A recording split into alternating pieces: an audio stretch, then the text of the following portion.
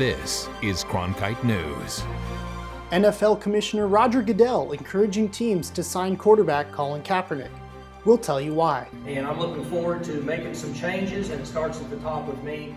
Plus, the Oklahoma State football coach responds after his star running back calls for change. And the Coyote season is back on track.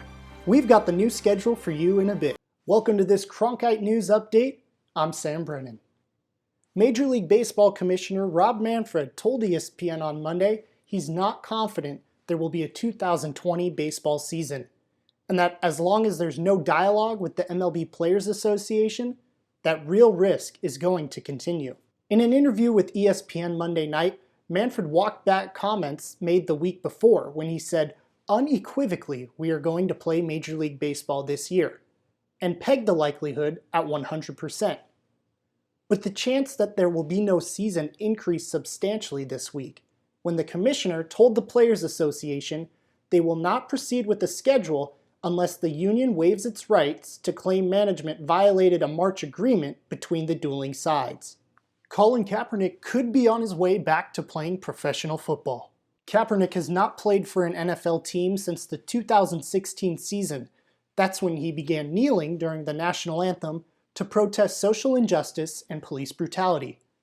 Last week, NFL Commissioner Roger Goodell said in a video posted to the NFL social media that the league should have listened earlier to players' racism concerns.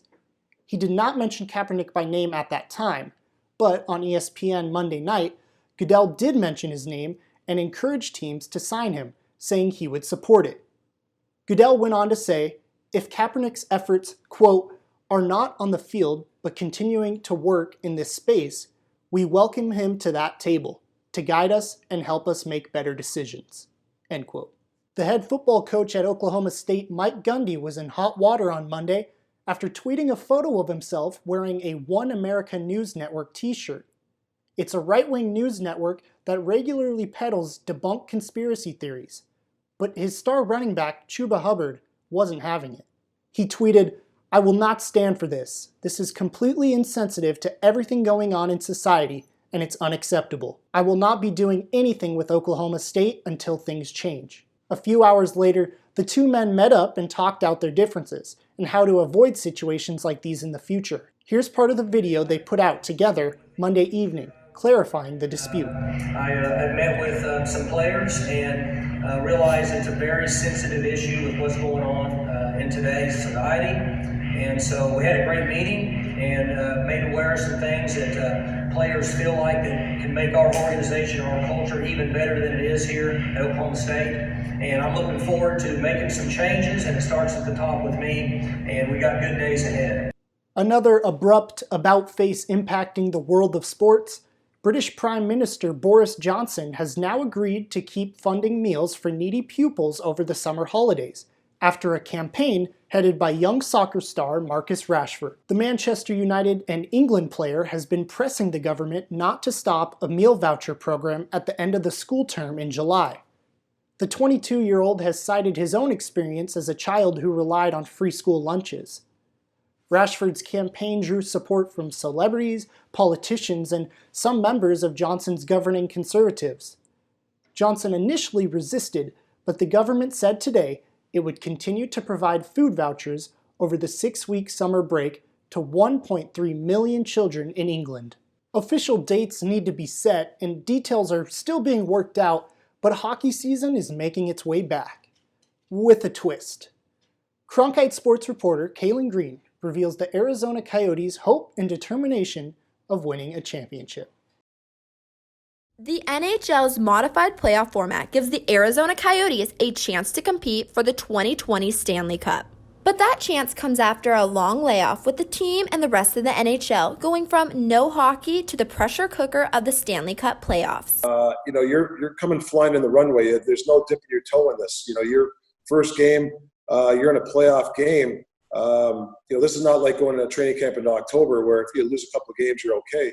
The 11th-seeded Coyotes will play the 6th-seeded Nashville Predators in a best-of-5 first-round series. Center Derek Stepan is confident in his team's ability to advance. I think you play the regular season, have an opportunity to win a Stanley Cup, and we have an opportunity to win a Stanley Cup. So, yeah, I think we've we've earned that opportunity, and however you want to shake it down, we could sit here and break it down. But I think it's listen, we get a chance to compete and play a series, and to me, that's a job done during the regular season. NHL Commissioner Gary Bettman described how playoffs will transition into a 2014 conference-based format once play resumes, giving the Coyotes a true opportunity to win a championship.